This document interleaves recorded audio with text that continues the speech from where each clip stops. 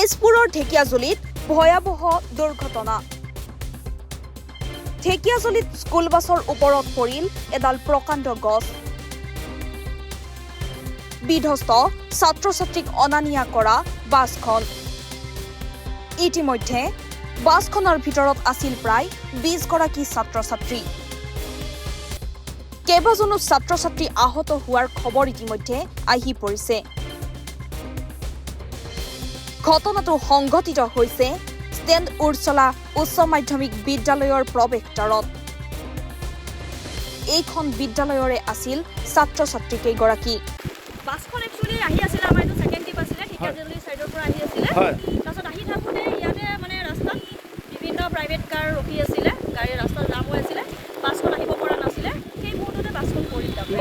গছডাল পৰিছে। কেইজন ছাত্ৰ-ছাত্ৰী আহত হৈছে? এতিয়া আমি ক'ব নোৱাৰোঁ, যিহেতু আজি বৰষুণৰ বতৰ, কিমান ষ্টুডেণ্ট আছিলে সেইখিনি আমি ক'ব কিন্তু পৰা হস্পিটেললৈ নিছে আহত কেইজন? হস্পিটেলত নিছে। আৰু আমি মানে কিছুমান টিচাৰ আমি ভিতৰত আছিলোঁ। যেতিয়া আমি গম পালোঁ তেতিয়া দৌৰি আহিছোঁ।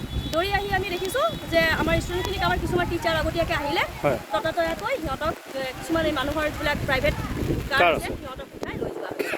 উল্লেখ্য যে তৎকালীনভাৱে আহতসকলক মনবৰনাথ সামূহিক চিকিৎসালয়লৈ নিয়া হয়। তাৰে কেইবাগৰাকীকো প্ৰেৰণ কৰা হৈছে তেজপুৰ মেডিকেল কলেজ হাস্পতাললৈ। ইতিমধ্যে তেজপুৰ মেডিকেলত 5 গৰাকী চিকিৎসাৰ বাবে আনিছে যদিও কাৰো ক্ষয় ক্ষতি হোৱা নাই বুলি জানিব দিয়ে। লগতে তেজপুৰ মেডিকেলৰ পৰা 4 গৰাকীক বৰ্তমান অভিভাৱকৰ হাতত গতাই দিয়ে আৰু এগৰাকী ছাত্ৰীৰ মূৰত সৰুকৈ আঘাত পোৱাৰ বাবে কিছু সময়ৰ বাবে চিকিৎসাৰ বাবে তেজপুৰ মেডিকেলত ৰাখিছে। মোৰ ঢেকিয়াজুলি 1 নম্বৰ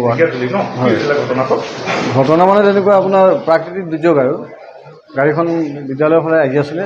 আহি থকাৰ সময়ত মানে বিদ্যালয়ত টাৰ্ণিং লওঁতে ইউক্লিপটাছ গছজোপা আছিলে ডাঙৰ।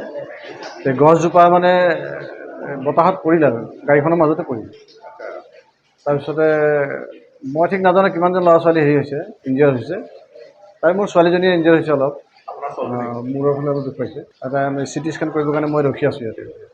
ল'ৰা ছোৱালী বেছি নাছিলে চাগে, মই জানাত মানে আপোনাৰ খুব বেছি 20 জনমান আছিল নেকি। মানে স্কুলত গৈ আছে।